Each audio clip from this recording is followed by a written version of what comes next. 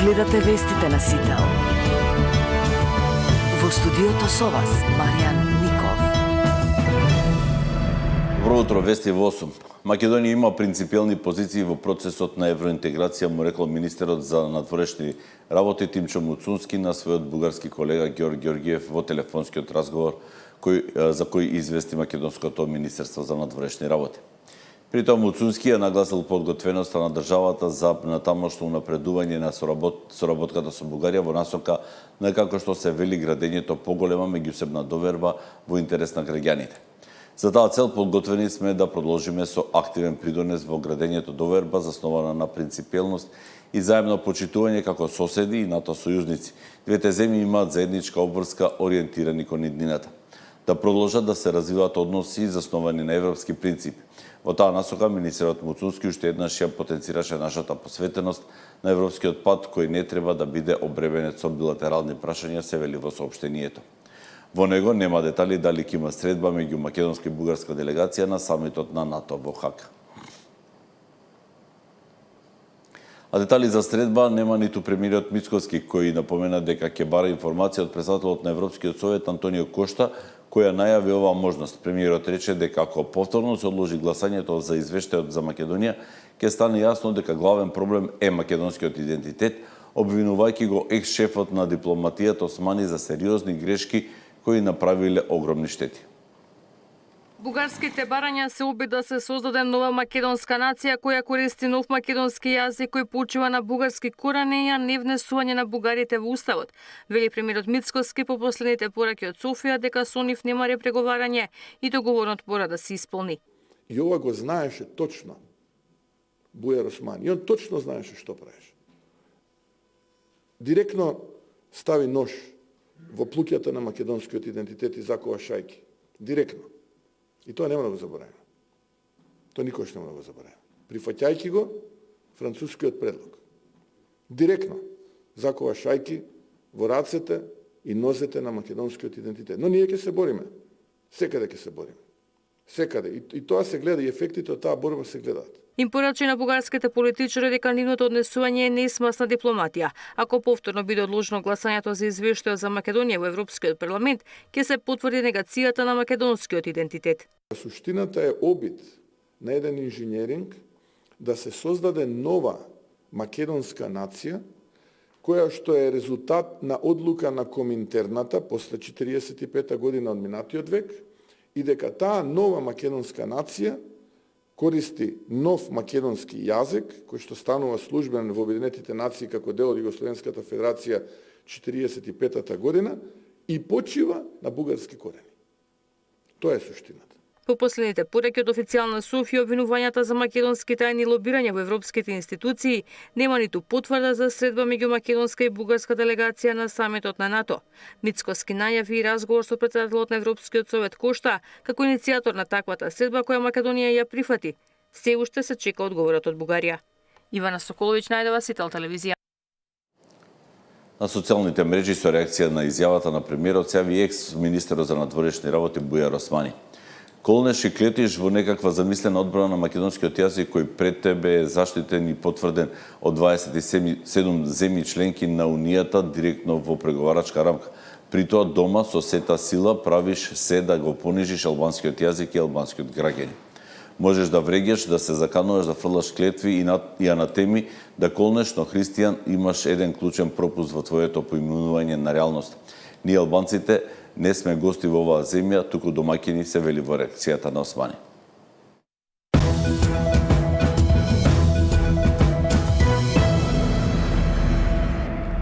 На почетокот на јули општините може да се надеваат дека ќе ги добијат парите од вториот владин повик за инфраструктурни проекти со кои се заокружи еден инвестициски циклус тежок близу 20 милиарди денари.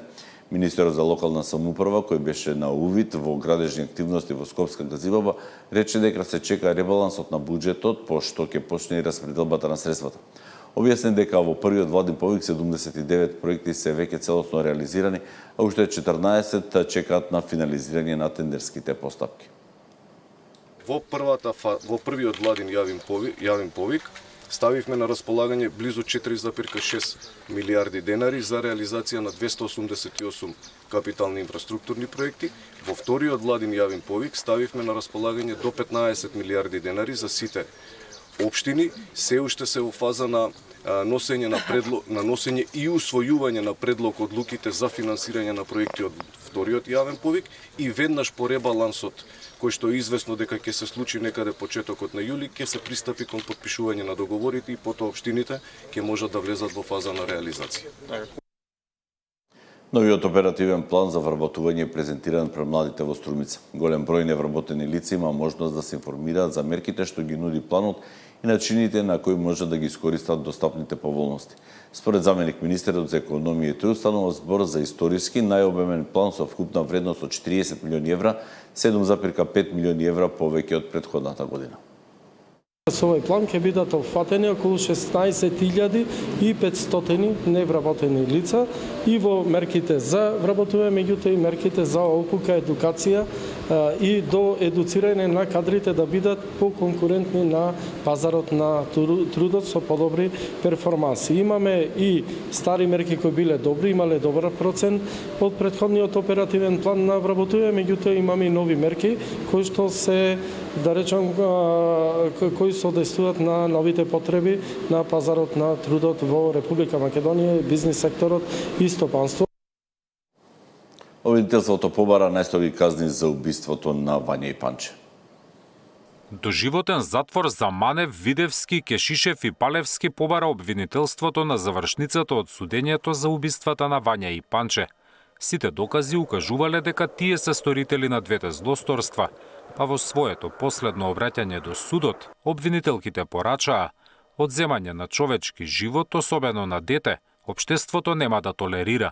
Мотивот за грабнувањето на 14-годишната Вања, според обвинителството, некогаш и не мора да се открие, ама тоа не е пречка обвинетите да се осудени за кривичните дела. Сршта во нивното делување се парите. Во нивната умисла стои да земат пари од фамилијата Ѓорчевски, ама не кажуваат дека за тоа се спремни и да убијат.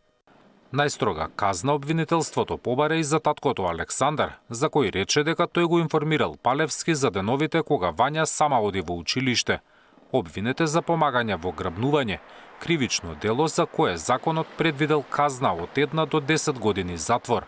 Според обвинителството, иако не постои доказ за меѓусебна комуникација, никој друг освен родителите на Вања не би знаеле дека тој ден ќе излегува сама од зградата. Никаде не е спомнат, значи, ниту таткото, ниту било каква конекција со него во врска со извршувањето на кривичното дело. Во кривичниот прогон на обвинетите со барање за парично обештетување се приклучија ќерките на Жежовски, а одговорност за Александар побара и неговата поранешна сопруга и мајка на Вања Зорица Ѓорчевска. Преку незината адвокатка упати и писмо до судот.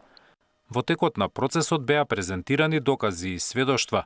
Слушавме теории на заговор, местенки наводен политички прогон. Но за жал, еден факт останува непобитен. Вања ја нема. Судењето со завршни зборови продолжува идната среда. Зоран Јаневски, Сител телевизија.